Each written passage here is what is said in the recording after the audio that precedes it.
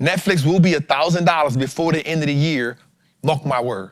I'm gonna give you a freebie. If you can afford it, do you a Netflix call, stretch it out to December. If you can afford it, I promise you that boy gonna hit. Listen, the company content spending is only ramping up.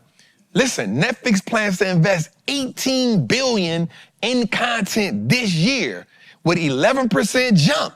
That's an 11% jump from 2024's $16.2 billion, with a market cap of approximately $385 billion. Netflix remains one of the world's most valuable companies. The company is also making movies beyond traditional streaming, securing a $500 million per year with WWE to expand the live programming. Watch this, y'all. Put the camera on me. Nobody is spending more money on content than Netflix. They are beating the average company by a landslide.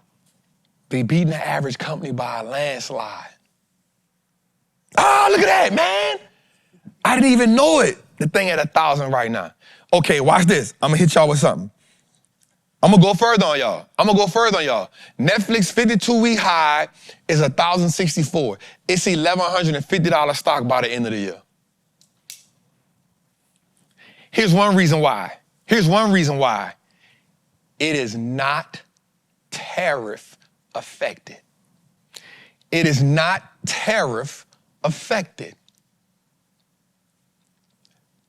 Let me give you a breakdown right here.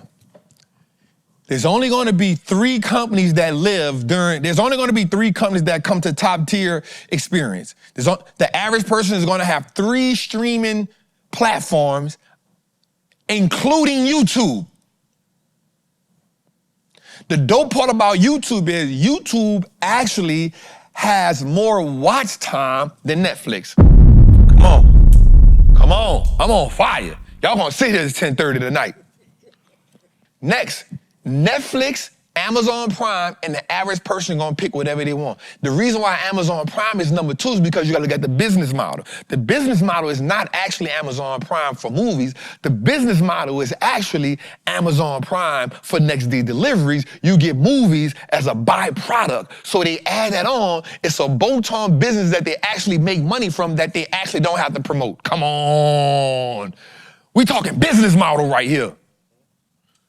You don't buy Amazon Prime for the movies. The average person gets Amazon Prime because they want their stuff same day or next day, and they make it look like it's an addition to you to get the movies. But they get to use that in their reports as, hey, we not even much a movie business, but we second in line to Netflix. One thing about Amazon, any kind of marketplace they get in, they're going to be number 1 or 2. Netflix. $1,150 business by end of the year. Mark my words.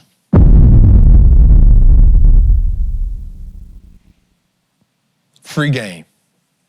Next time Netflix dip, you put you $1,050 call price in. When next time it dip more than $20, here you go.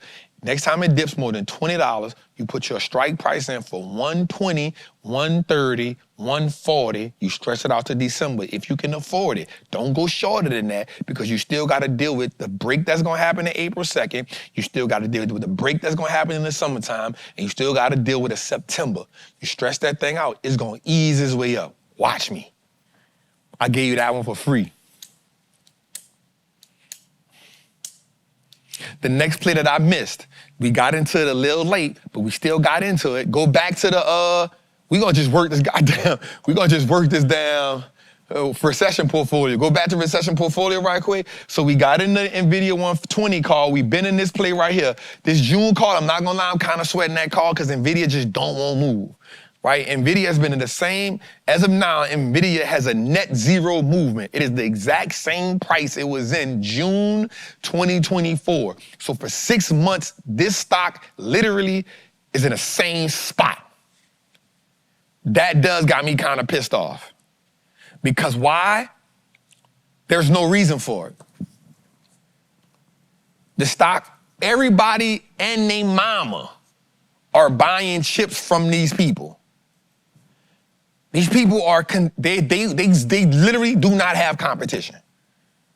Their only competition, real talk, is they just keep beating themselves. They literally keep cannibalizing products, meaning like, yo, we did this one, next week coming. They literally laid out a product layout line for 2024, 2025, 2026, 2027. Not yet, go back. 2025, 2026, 2027, right? They laid out a product line. Bro came in and just said, yo, boom, boom, boom, boom, boom. How good they doing, what they doing. The margins are there. Profits are there. Production is there. Every time you get on TV, you see another hyperscaler saying, hey, we about to buy this many chips. We buying some more chips. I don't know why the market literally doesn't. They just got something against this company, and I don't even understand why at this point. But that ain't my business because the market is never wrong. But what I will say is, we had an opportunity to get this call at 105 and I missed it. I had it on my list. It came up, we came back down, we got it at about 113. I'm cool with that. We had a chance to get it at 105 and I missed it. That's on me, Patreon. We also had an opportunity to get Apple at 205, but I'm not as convicted about them as I was. But we saw Apple at 205 and I told Sean, this is the strike for Apple right here. Everything lines up for it perfect. It got to 222. I said, damn, Sean, I missed it. But I had some stuff going on in here that I really was just locked in on. No excuse about it. I'm supposed to set it and forget it, but I don't move like that. I got to be in it. We saw Apple at 205. I told Sean, this is the strike right here. We ain't touch it at 223. Patreon, those 2 trades I will apologize for. We still got an NVIDIA call. We should have got it at 105. I apologize for that. But that Meta play and that goddamn Apple play, that's on me. I'll take that L for that. I'll take that L for that. I was up $3,000 on the Costco play. At first, we was up about $9,000. We watched it come down. I got out of the Costco play, watch this, and bought AJG. Hear me. This what you call strategy, bruh. I ain't better than nobody else, but I be doing my thing, bruh. This what you call strategy. My Patreon know. I know some of them was like, man, what the hell Trap doing? So here's what we did. I was up $9,000. I watched it get down to $4,000. I said, if I get down to 3,500, I'ma sell it and move it. Now, mind you, I did a call a week before and said, hey, here's the 2 plays I'm looking at. I'm looking at AJG and Progressive. I did a spur of the moment call with the Patreon. I say, here's the 2 companies I'm looking at. AJG, and Patreon, you in the chat, tell me if I'm lying. I say, here's the 2 calls I'm looking at. AJG, and I'm looking at Progressive. I say, here's why. Progressive is the insurance company. AJG is a casualty insurance company. I say they will thrive because of everything that's going on. They're not affected by tariffs. Actually, they gonna make so much money right now because of everything that's going on. The Patreon say, I'm not as optimistic to play options in it just yet. It could be a play, but I like this. So here's what happened. I was up $9,000 in this Costco play. I said, look, y'all. I said, hey, I sold Costco and took the $3,000 profit. I took 75% of that play and put it in AJG. I had 25% left over and I had some cash at the top. Here's the 2 moves I made. I went with VRTX, and when Costco came down some more, under 900, we got back in it. So we took profits, put them in another position. And this one play bought me 2 more plays. So I know people gonna be like, oh man, anybody could have did that. Go tell me somebody that had AJG on their watch list.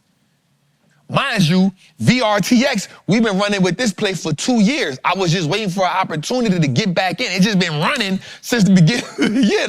So when it pulled back, we got to. We did VRTX, we did AJG, we did Costco in a 2-week time span. We took the profit with the $3,000 with the rest we had from Costco, put it in this play because it was cheaper, and then got in a VTRX play because it was all right, had a little leftover, pulled that over and got that, and now all those are the ones that's actually moving the portfolio. Now, the dope part was Meta stayed good, but we got Nvidia to turn green and we got Palantir to turn green. We cooking.